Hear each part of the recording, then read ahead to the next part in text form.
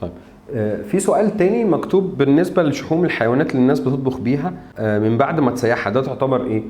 في بعض الناس، احنا طبعا في العيد بقى والخرفان وكده بيطلع حاجه اسمها الليه دي عباره عن ان احنا بنجيب الدهون متراكمه في الخروف ونبدا نسيحها ونبدا نستخدمها كنوع من انواع السمنه او الزبده، يعني بيعتبر من انواع الدهون الصلبه. فعايزين نتفق بشكل عام اي دهون صلبه فيها ساتيوريتد فاتس، فيها دهون مشبعه، فالدهون المشبعه دي ليها قابليه اعلى بكتير للترسيب جوه الجسم، فهي اللي بتخني، بتسبب لي مشكله السمنه، وهي كمان اللي بتسبب لي مشاكل القلب والضغط والسكر وتصلب الشرايين. فبالتالي الافضل ان احنا نبعد عن الليه او اي منتجات دهون حيوانيه قدر المستطاع، تمام؟